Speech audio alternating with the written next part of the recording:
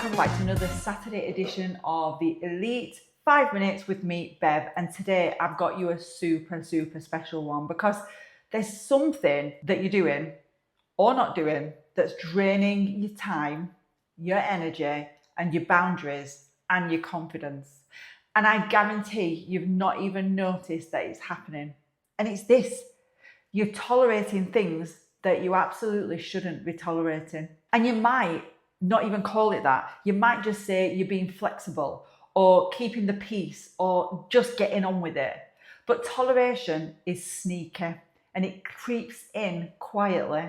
And before you know it, you're bending over backwards for your clients who don't respect your time, for your non-ideal clients. We all know what they feel and look like. You're accepting things from your team that aren't quite good enough.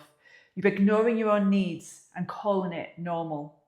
So let's talk about what you're tolerating and, more importantly, what it's costing you. Because here's the reality: everything you tolerate becomes a standard. And you teach people how to treat you by what you allow. So I want to break this down into 3 big categories. So grab your notebook or your notes app and let's go.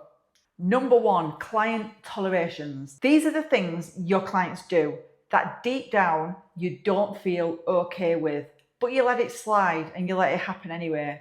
Clients who send stuff late and expect miracles. Clients who message you out of hours and just want a quick reply. We've all had that a million times, right? Clients who go silent for weeks and then demand everything yesterday.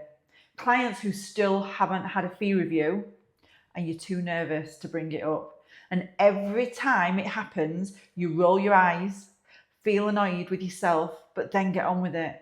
But that reaction, that feeling in your gut, that's your boundary being crossed. And it's costing you time, energy, and your confidence. Why? Because it creates resentment. And when you start resenting your own clients, your work suffers, your self-worth suffers, and ironically, they get a worse experience too. Number 2, team and system toleration. Now let's talk about your team. Even if you've got a VA or an outsourcer, are you redoing work that someone else that should have done right the first time? Are you repeating yourself? Are you waiting too long for responses or updates? Are you asking for things twice, 3 times and still not getting it?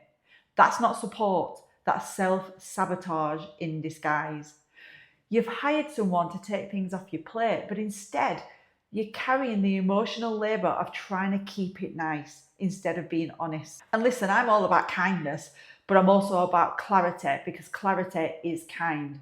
And when your standards drop behind closed doors, your business starts to feel like a drain instead of a dream. Number 3, personal tolerations. Now this is the hardest one because it means looking at ourselves and looking inwards. I really want you to be honest with yourselves here. Are you skipping meals because you're too busy?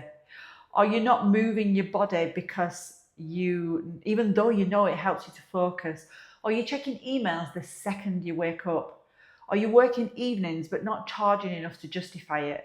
Are you still telling yourself that you'll sort your own finances out, your operations, your content soon? Listen, let me say this clearly. You cannot grow a high-performing business from a place of depletion. I have been there. It's horrible. Your energy is your number 1 asset. Your habits are your foundations. Your mindset is your ceiling. So the question is, what are you currently tolerating from yourself? So let's have a time for a quick coaching exercise. Grab a piece of paper or open a fresh note and write this at the top. What am I tolerating? Then I want you to set a timer for 3 minutes and write everything down that's bothering you, everything that feels a bit off, even if it feels small.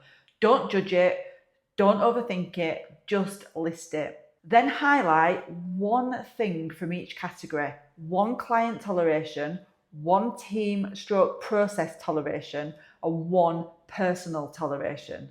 And then I want you to answer these 3 questions. What boundary do I need to set or reinforce? What conversation do I need to have?